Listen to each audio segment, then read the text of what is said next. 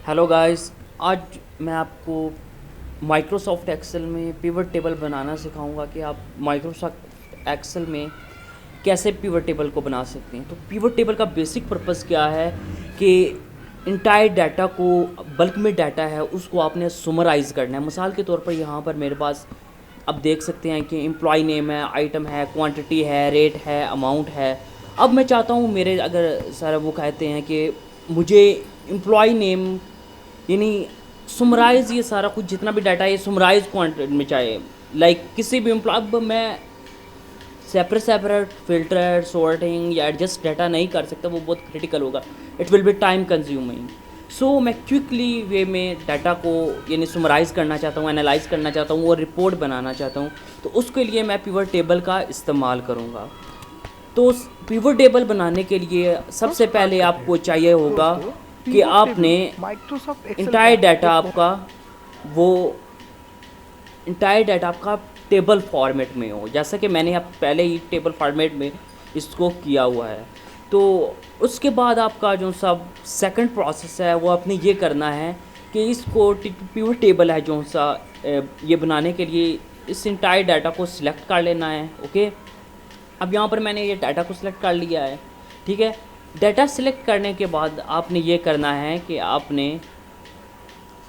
Insert option में जाना है। ओके, इंसर्ट ऑप्शन में जाके आपने पिवट टेबल पर क्लिक करना है, यानी इंसर्ट ऑप्शन में जाना है आपने। ओके, और पिवट टेबल पर क्लिक करना है।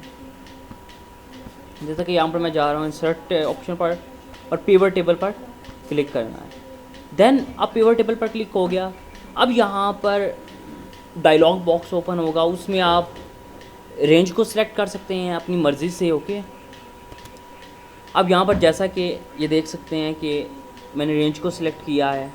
अब रेंज चेंज भी कर सकते हैं, या आप एक्सटर्नल डाटा सोर्स से भी, अगर आपके पास पड़ा हुआ है वो आप वहाँ से भी डाटा को लेकर आ सकते हैं।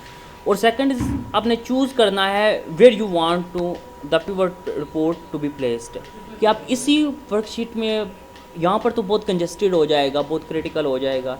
तो इस वजह से एग्जिस्टिंग भी आप कर सकते हैं और न्यू वर्कशीट भी कर सकते हैं। और नीचे जो सा एक और ऑप्शन आपके पास होता है चूज़, कि आप whether you want to data analyse कर सकते हैं मल्टीपल टेबल्स, यानी डाटा मॉडलिंग भी हम यहाँ पर कर सकते हैं। मल्टीपल टेबल्स हैं तो आप वहाँ से भी उनको भी यानी मॉडलिंग करके, यानी उनका रिलेशनशिप क्रिएट करके डाटा मॉडलिंग कर सकते हैं। बट यहाँ पर हमारे पास मल्टीपल टेबल्स अवेलेबल नहीं हैं, तो इस वजह से मैं यहाँ पर जो सा मल्टीपल टेबल्स, ये जो सा add this data to data model, इसको सिलेक्ट नहीं करूँगा। ओके, नेक्स्ट अब हम क्या करेंगे, हम ओके पर क्लिक कर देंगे। ओके, हम इसको ओके पर क्लिक कर देंगे और नेक्स्ट ओके पर हम क्लिक करेंगे और आगे हम देखेंगे कि एक न्यू विंडो ओपन हो जाएगी, जिसमें लेफ़्ट साइड पर हमारे पास पिवट टेबल की जो से हमारी रिपोर्ट है वो यहाँ पर शो होगी। और ये पिवट टेबल की फील्ड से क्या मुराद है, फील्ड से मुराद ये है कि कॉलम नेम जो से हैं वो यहाँ पर शो हो जाएंगे। लाइक ओके, अब यहाँ से हम ड्रैग डाउन करके इनको, यानी हमारी अपनी मर्ज़ी है कि यहाँ पर अब देखें ये ड्रैग डाउन, अगर हम फ़िल्टर करना चाहते हैं, कॉलम्स में रखना चाहते हैं किसी भी उसका आइटम्स को, या रो में या वैल्यूज़ में, अब यहाँ पर हम कर सकते हैं। अब जैसा कि यहाँ पर मैं चाहता हूँ कि आइटम नेम्स को मैं फ़िल्टर करना चाहता हूँ, कि मैं फ़िल्टर का क्या मतलब है कि एक्सट्रैक्ट करूँ आइटम्स को अपनी मर्ज़ी से। लाइक मैं चाहता हूँ कि इस आइटम का मुझे क्वांटिटी चाहिए या अमाउंट चाहिए, कितनी पड़ी हुई है सेल अमाउंट, कितनी हुई है सेल और कितनी क्वांटिटी मेरे पास पड़ी हुई है। तो यहाँ पर मैं फ़िल्टर लगाकर क्विकली हम उसको देख सकता हूँ और उसकी रिपोर्ट भी तैयार कर सकता हूँ। ठीक है, अब मैंने चाहा कि आइटम्स को फ़िल्टर में रखूँ। सेकंड, एम्प्लॉयज़ नेम है वो मैं चाहता हूँ कि रोज़ में जाएं। ये देख सकते हैं कि एम्प्लॉयज़ नेम है वो सारे रोज़ में, अमित बात हो गया, अनविशा शर्मा हो गया, रोहित सिंह, ये सारे एम्प्लॉयज़ नेम रोज़ में आप देख रहे हैं। सेकंड, मैं चाहता हूँ कि नेक्स्ट के क्वांटिटी है वो वैल्यूज़ में जाए, क्योंकि क्वांटिटी आपको पता है कि 74, 33, 12 ये जितनी भी ये क्वांटिटी है, अब ऑब्वियसली इसको हम वैल्यूज़ में ड्रैग डाउन करूँगा। अच्छा, उठाकर इसे वैल्यूज़ में ले जाऊँगा। ओके, अब यहाँ पर आप देख सकते हैं, यू कैन सी कि यहाँ पर आपको वैल्यूज़ शो हो रही हैं सारी क्वांटिटी। अब मैं चाहता हूँ कि यहाँ पर ये जो सा ऑप्शन है, ये देख सकते हैं आप, ये वाला, ये फ़िल्टर का बना हुआ है। यहाँ पर मैं क्लिक करूँगा, लाइक मैंने क्लिक किया HDD आइटम्स के, तो यहाँ पर उसने मुझे ये भी बता दिया कि कौन कौन से आइटम्स हैं और उनके